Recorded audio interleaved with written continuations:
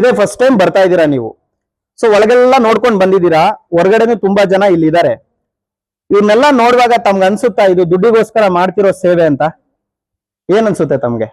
ಅವ್ರಿಗೆ ಒಳ್ಳೆ ಜೀವನ ಕೊಡ್ಬೇಕು ಅಂತ ನೀವು ಮಾಡ್ತಿದ್ದೀರಾ. ಓಕೆ, ಸೊ ನಿಮ್ಗೆ ಇಲ್ಲಿ ನೋಡಿದ್ಮೇಲೆ ಏನ್ ಫೀಲ್ ಆಗ್ತಾ ಇದೆ?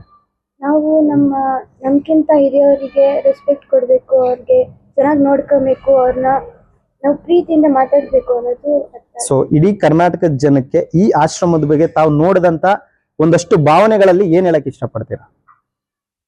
ಯಾರ ಮನೇಲಿ ಏನೇ ಇರ್ಲಿ, ಬೇರೆಯವರಾಗ್ಲಿ ನಮ್ಮವರಾಗ್ಲಿ, ನಾವೆಲ್ಲರೂ ಚೆನ್ನಾಗಿ ನೋಡ್ಕೊಬೇಕು ಅಂತ ಹೇಳಕ್ ಇಷ್ಟಪಡ್ತೀರಾ. Thank you. ದಯವಿಟ್ಟು ಜೋರಾಗಿ ಒಂದ್ಸತಿ ಕ್ಲಾಸ್ ಮಾಡಿ. ಆದಿತ್ಯ, ಏನ್ ಓದ್ತಾ ಇದ್ದೀರಾ? 10th ಓದ್ತಾ ಇದ್ದೀರಾ. ಸೊ ಇವತ್ತು ಆಶ್ರಮಕ್ಕೆ ಭೇಟಿ ಕೊಟ್ಟಿದ್ದೀರಾ, ಫಸ್ಟ್ ಟೈಮ್ ಬರ್ತಾ ಇದ್ದೀರಾ ಅನ್ಸುತ್ತೆ. ಸೊ ಏನ್ ಹೇಳಕ್ ಇಷ್ಟಪಡ್ತೀರಾ? To respect all the elders. To respect all the elders and treat with everyone with love and care, and I'm respectful for you, sir. Thank you.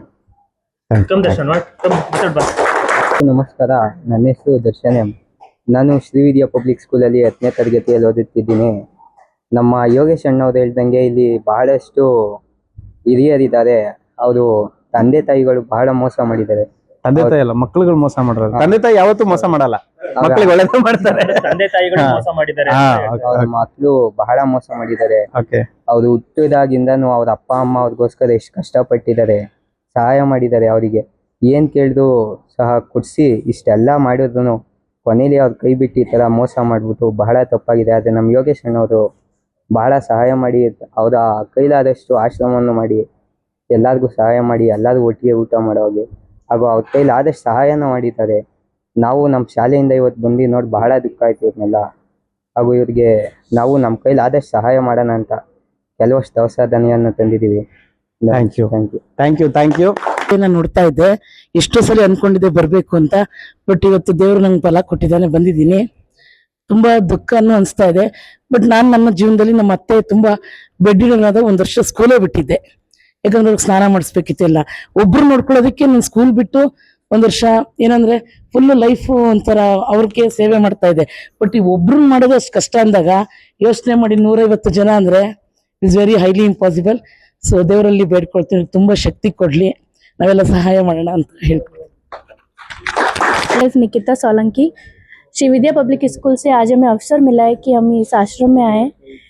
बच्चों के लिए किताबी ज्ञान ही काफ़ी नहीं होता. हम बच्चों को दिखाना चाहते हैं कि यदि उन्होंने अपने माता पिता का सहयोग नहीं किया तो यहाँ पर मोर देन 100 ऐसे वृद्ध लोग हैं जिनकी देखभाल मिस्टर योगेश कर रहे हैं.